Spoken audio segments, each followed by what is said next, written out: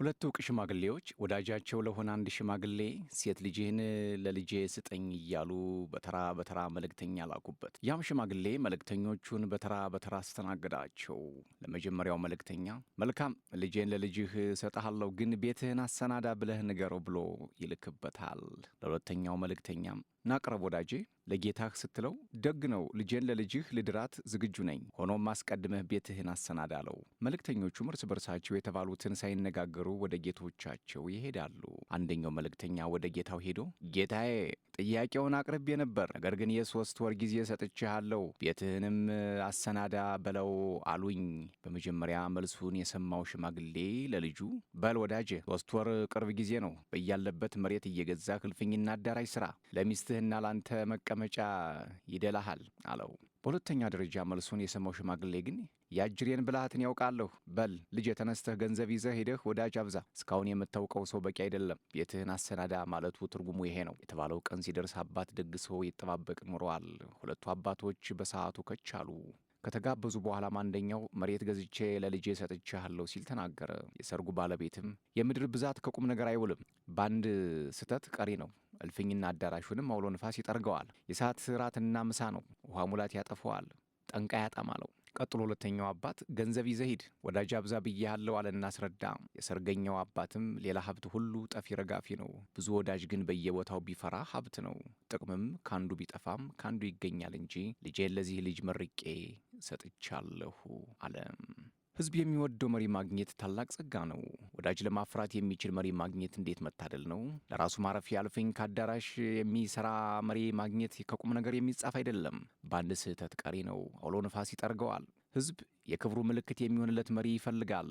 ተናግሮ የሚያጠግበው መሪ ይፈልጋል። እምነቱን የሚጥልበት ለሾመው የስልጣን ዘመን የሚበቃ ጥንካሬ ያለው ርዕሰ ብሔር እንዲኖረው ይወዳል፣ ይመኛል፣ ይፈልጋል። በእርግጥም ሕዝብ ሆደ ሰፊ እንደ ወጣት የማይቸኩል በረዥምና በበሳል አካሄድ እንጂ በቆረጣ የማይመካ ብልጥ ሳይሆን ብልህ የሆነ የእውቀት የልምድና የዕድሜ ባለጸጋ የሆነ እንደራሴ ይፈልጋል። የሀገር መሪ ሲመረጥ እንደ ቲያትር ገጸ ባህሪ ለአንድ ወንበር 2 ሰው የሚሰለጥንበት ደብል ካስት እንደሚባለው ነው። የመጠባበቂያ ሂደትም ሆነ መለዋወጫ የለውምና አካላዊና አእምሯዊ ይዞታውና ብቃቱ በቅጡ መጤን ይኖርበታል። የህዝብ ስነ ልቦናን የሚያሸንፍ መሪ የህዝብን ተስፋ ያለመልማል። መሪው ተስፋ የማይጣልበት ከሆነ ተመሪውን ይዞት ወደ ጨለምተኛ አቅጣጫም ያመራል። ዣን ፖል የእርጅና አሳዛኙ ነገር ደስታችን ማለቁ ሳይሆን ተስፋችን ጨርሶ መሟጠጡ ነው ይላል። ተስፋ ያለው መሪ የሆነ እንደሆነ ለነገ መቅረዝ ያበራል። ልምዱን፣ እውቀቱን፣ ደርዙን እንደ ሻማ እያቀጣጠለ የመጪውን ቀን ተስፋ የሚያሳይ መሪ አለቃ ወይንም ሹም ከሆነ ግን ጭል ጭል ትል የነበረችውን ነግ ተነግ ወዲያ ራእይ ያጠፋታል። እርጅና ጸጸት የሚያመጣው ያልተዘጋጁበትን ቦታ እንደ ማታ ሲሳይ እንደ ማታ እንጀራ ቆጥረው ሲቀመጡ ነው። ምነው እዚህ እንደምደርስ ባወቁ ራሴን በተሻለ ጠብቄ ቆይ ነበር እንዲል ኡቢ ብሌክ። በስተርጅና የሚገኝ ስልጣን ከትፍስህቱ ጭንቀቱ ከተስፋው ጸጸቱ ይብሳል። እንደ ኖስትራዳመስ ዘማንሁ ሰው ትሞሮው ማለታችን ይቅርና ዘማንሁ ዊል ሲ የስተርዴይ የሚል አይነት ምስቅልቅል ውስጥ ሊከተንም ይችላል። ራያችን ነገን አስቀድሞ ማየት መሆኑ ይቅርና ትላንትን ነገ ለማየት መቋመጥ ይሆናል እንደማለት ነው። የአንበሳ መንጋ መሪ በግ ከሚሆን ይልቅ የበግ መንጋ መሪ አንበሳ ቢሆን ይሻላል ሲል የጻፈልን ዳንኤል ዲፎ የሀገርን ምልክት፣ የሀገርን መኩሪያም፣ የሀገርን ወኪል፣ የሀገርን እንደራሴ ጉልህ ገጽታ አበክሮ ሲገልጽልን ነው። አንድም ምነው ወጣቱ ባወቀ፣ ምነው ሽማግሌው መስራት በቻለ የሚለው የፈረንሳዮች አባባል የእውቀትንና የስራን ህብራዊ አስፈላጊነት ሲያሳየን ነው። የነጻነትን፣ የፍትህን፣ የመብት መከበርን ፍቱን አስፈላጊነት ከመቼውም በበለጠ እያየች በላቀ ሁኔታም እየተገነዘበች በመጣችው ሀገራችን ውስጥ ለዚህ እሙን መሆን ብርቱ ጥረት የሚያደርጉ ብቁ ዜጎችን እንሻለን። ፈረንጆቹ እንደሚሉት the young man knows the rules, the old man knows the expectations። ወጣቱ በህግ የሚፈቅደውን ያውቃል፣ ሽማግሌው በህግ የሚከለክለውን ያውቃል ብለን እንዳናልፍ የሀገር ክብር፣ የመንበሩ ልዕልና፣ የታሪክ አደራ እንቅልፍ ይነሱናል። ለአንድ የኃላፊነት ቦታ የብቃት መመዘኛ የዚህ ወይም የዚያ ብሔር ብሔረሰብ መሆኑን እንዳይደለ መቼም ከመቼም ጊዜ በላይ ይልቅ ዛሬ ሳንረዱ አይቀርም። በተግባር መከወኑ ላይ ነው ባይሳካልንም የአእምሮ መትባት፣ የአንጎል ብስለት፣ የእውቀት ደረጃና የሙያ ክህሎትና ስነ ምግባር እጅግ ወሳኝ መሆኑን ያህል የእነዚህ ሁሉ ማቀፊያ የሆነው አካላዊ ውሃ ልክና ጤንነት እንዲሁም የዕድሜ ልከኛ የዚሁን ያህል ወሳኝ ናቸው። ይህ ባልተሟላበት ሁኔታ ኃላፊነትና ስልጣን አካላዊ ሸክም ሲሆን ውሎ አድሮም አእምሮአዊ ጭንቀት ወደ መሆን እንዳይሄድ መስጋት ተገቢ ነው። አይቶ ነው ገምቶ ነው እንዲሉ ዕድሜንም አቅምንም አገናዝቦ ኃላፊነት መቀበል ደግ ነው። አለበለዚያ ዕድሜ እየገፋ ሲሄድ ሕዝብንም ማነስ ቢወክል ምን ቸገረኝ ብሎ እንደ መናቅ ያለ ክፉ ደዌ የለም። ሌላ ጥገኛ ዝቅጠት መጋበዝ ይሆናል። ዞሮ ዞሮ ደግሞም የሁለት ኃላፊነት ነው። ያጭም የታጭም የሳያበጅህ የእኛ ሎጋ ባይ ታዳሚም። አለበለዚያ 80ውን 90ውን ወገቤን ያስከኝ ገላጋይ መስለህ ማለት ይመጣል። ኃላፊነቱ ማጠያቂ ይሆናል። ሁሉም ጥንቃቄ ያሸዋል። ሌላ ሀሳቦችን ደግሞ እንዲሁ በምሳሌ አስደግፌ ወደ እናንተ አድርሳለሁ። እናንተ ሰብስክራይብ፣ ላይክ፣ ሼር፣ ኮሜንት እያረጋችሁ ቤተሰብ ሁኑ። እጅግ አድርገው ቀልድ ወዳድ የነበሩ አንድ ሀብታም ጌታ ነበሩ ይባላል። አንድ ቀን ጌታው ቀልድ ወዳድ የሆነ አንድ አጋፋሪም ነበራቸው። አንድ ቀን ጌታው አንዲት ያልተገራሽ በቅሎ ይገዛሉ። በቅሎይቱ ለአገሩ እንግዳ ለሰውም ባዳ ናት። ስለዚህ ጌትየው አጋፋሪውን ይጠሩና ይችን በቅሎ ጫንና መንገድ አሳያት ብለው አዘዙት። አጋፋሪውም ትእዛዙን ተቀብሎ በቅሎዋን ጭኖ ተቀምጦ አንድ መንታ መንገድ ላይ ሲደርስ ዱብ አለና በቅሎ ሆይ ያውልሽ እንግዲህ የሸዋ መንገድ ይህ ነው፣ የጎጃም መንገድም ይህ ነው፣ የጎንደር መንገድም ይህ ነው፣ የትግሬ መንገድም የወለጋ መንገድም ይህ ነው።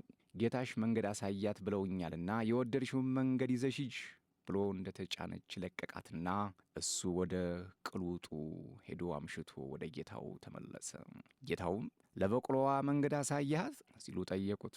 አዎን ጌታዬ፣ የአራቱንም የአምስቱንም አገር መንገድ አሳይቻት ሳበቃ የወደድሽውን ያዥና ሂጅ ብዬ ለቀቅኳት ብሎ መለሰ። ጌትየው በጣም ተናደው በነጋታው ተነሱ ፍለጋ እንሂድ ብለው አሽከሮቻቸውን ሁሉ አስከትለው ፍለጋ ተሰማሩ።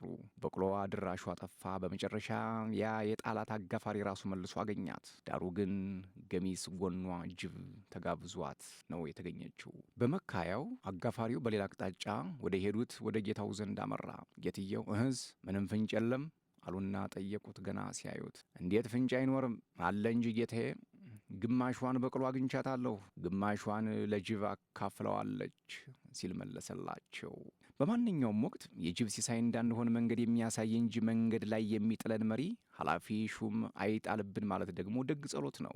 አቅጣጫ ሳይለዩ አለ በተባለው በተለመደው መንገድ ሁልጊዜ አለጊዜ መሄድ ትርፉ እንደ በቅሎዋ መበላት ነው። አዲስ መንገድ ማየትና መልመድ የሚቻለው በመጀመሪያ ያ መንገድ ሁነኛው መንገድ ጅብ የማያስበላው መንገድ መሆኑን ልብ እንድንል የሚያደርግ በአገር ጉዳይ የማይቀልድ የማያስበላን አጋፋሪ ሲገኝ ነው።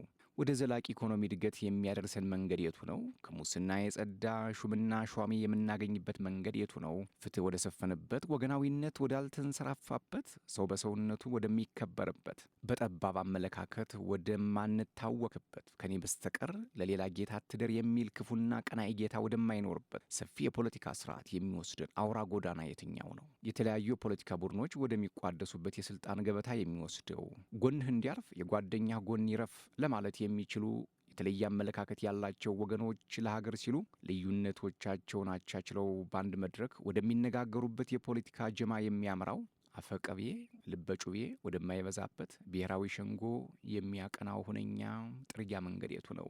አዲስ ብለን የመረጥነው አቅጣጫ፣ አዲስ ብለን የሾምነው ሹም፣ አዲስ ብለን የጠመቅነው አስተሳሰብ አሮጌ ጠላ በአዲስ ጋን ወደማይሆንበት የአካሄድና የስርዓተ ሲመት እንዲሁም የአቋቋም ፖሊሲዎቻችን መልሰው እግር ተወርች ወደማያስሩበት ወግ ኦርደር የምንደርሰውስ በምን መላ ነው?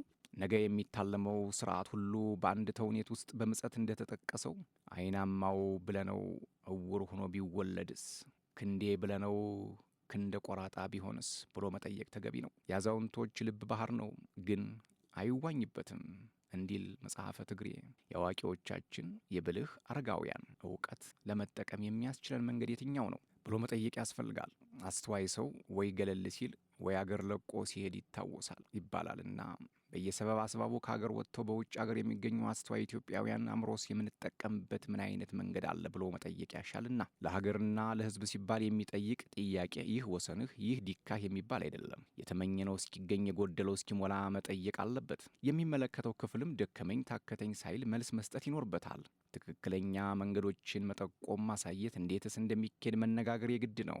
መቼም አገርና ውድማ መክደኛ አለው ይሏልና ለየጉዳዩ ሁሉ ቁልፍ ማበጀት፣ መፍትሄና መንገድ ማግኘት አስፈላጊ ነው። ኢትዮጵያ እንግዲህ የየስርዓቱ የቤተ ሙከራ መፈተሻ እንስሳ ወይንም ጊኒፒግ መሆን የምትሸከምበት ጥኑ ትከሻ የላት። የእርስ በርስ ጦርነትና ግጭቱ፣ ማህበራዊ ቀውሷ፣ የኑሮ ውድነቷ፣ የሹመኛ ሙስና፣ የዜጎች ተስፋ ማጣት፣ ሁሉም የችግር ጠርዞች መፈናፈኛ እያሳጧት ወደ ሌላ የፖለቲካና ስነ አእምሮ አለመረጋጋት ወጀብ ውስጥ እንዳይከቷት ብርቱ ጥንቃቄ ይጠይቃል።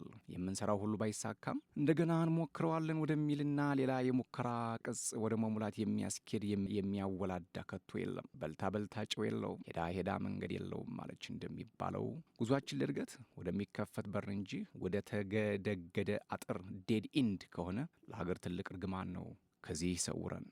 ክቡራን አድማጮቼ እንዲህ አይነት ሀሳቦችን ሰብስክራይብ ስታደርጉ በደንብ ታገኛላችሁ። ሰላም።